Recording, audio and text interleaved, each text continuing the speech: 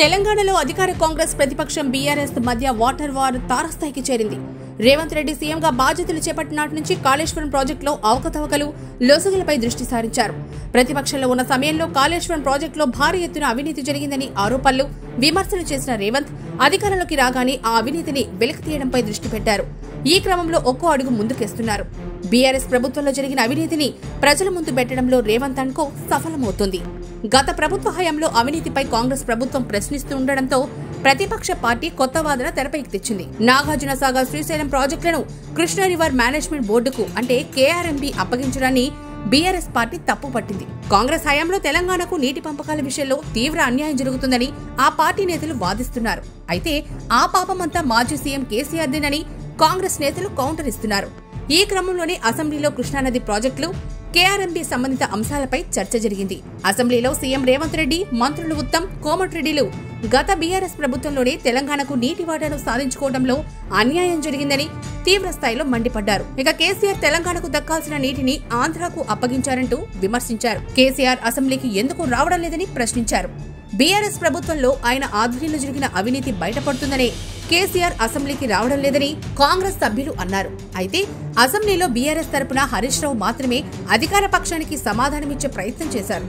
నీటి వాటాపై చర్చ ప్రారంభమైన సమయం నుంచి హరీష్ రావు ఇద్దరు ముగ్గురు బీఆర్ఎస్ సభ్యులు మాత్రమే కాంగ్రెస్ సభ్యుల వాదనలకు బదులిచ్చే ప్రయత్నం చేశారు. ఇక కేటీఆర్ సభలో ఉన్నప్పటికీ కేవలం బ్యాక్ బెంచ్ కే పరిమితమయ్యారు. కేసీఆర్ పై కాంగ్రెస్ సభ్యులు మాట్లాడుతున్నా కేటీఆర్ కౌంటర్ ఇచ్చేందుకు ఏమాత్రం ప్రయత్నం చేయకపోవడం బీఆర్ఎస్ శ్రేణులకు ఇబ్బందికరంగా మారింది. ఇక బీఆర్ఎస్ లో కేసీఆర్ తర్వాత ఆయన తనయుడు కేటీఆర్ఏ అధ్యక్షుడిగా ఉంటాడని, మళ్లీ బీఆర్ఎస్ అధికారంలోకి వస్తే సీఎం కాబోయేది కేటీఆర్ఏనని బీఆర్ఎస్ నేతలు చెబుతూ ఉంటాడు. కేటీఆర్ అభిమానులైతే అసెంబ్లీలో కాంగ్రెస్ ప్రభుత్వానికి సరైన సమాధానం చెప్పేది ఒక్క కేటీఆర్ఏనని గొప్పలు చెప్పుకోవడం చూస్తూనే ఉంటాం.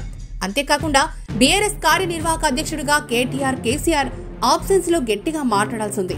అయితే కేటీఆర్ రాష్ట్రంలో అతి ముఖ్యమైన ప్రాజెక్టులు కృష్ణా జలాల నీటి పంపకం వంటి అంశాలపై అసెంబ్లీలో చర్చ జరుగుతుంటే కేటీఆర్ మాత్రం అసెంబ్లీలో వెనక సీట్లలో కూర్చొని రిలాక్స్ అవ్వడం బీఆర్ఎస్ శ్రేణులకు మింగుడు పడని అంశంగా మారింది.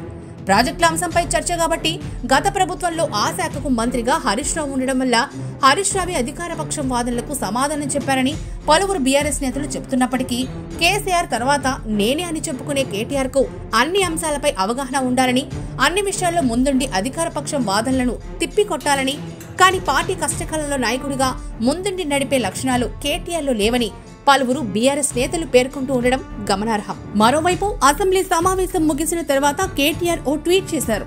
ఆ ట్వీట్ లో శాసనసభలో ఇవాళ తమ పార్టీ ఎమ్మెల్యే హరీష్ రావు ఒంటి చేత్తో ముఖ్యమంత్రి రేవంత్ రెడ్డిని, మంత్రులను ఎదుర్కొన్నారని ప్రశంసించారు. దీనికి తోడు బీఆర్ఎస్ లో కేసీఆర్ తర్వాత కేటీఆర్ నెంబర్ 2 అనుకుంటున్న కొందరు బీఆర్ఎస్ ఎమ్మెల్యేలు, నేతలు అసెంబ్లీలో హరీష్ రావు దూకుడు చూసిన తర్వాత కేసీఆర్ తర్వాత హరీష్ రావే నెంబర్ 2గా అర్హుడనే విషయాన్ని తెరపైకి తెస్తున్నారు. కేసీఆర్ తర్వాత నెంబర్ 2 ఎవరు అనే అంశంపై బీఆర్ఎస్ లో కొన్నేళ్లుగా చర్చ జరుగుతోంది.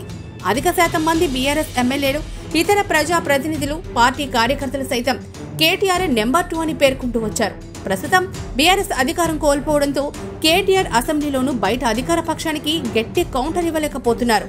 ఇక అదే సమయంలో హరీష్ రావు దూకుడు పెంచడంతో పాటు అన్ని అంశాల్లోనూ అసెంబ్లీలో అధికార పక్షాన్ని ఇరుకను పెట్టే ప్రయత్నం చేస్తున్నారు.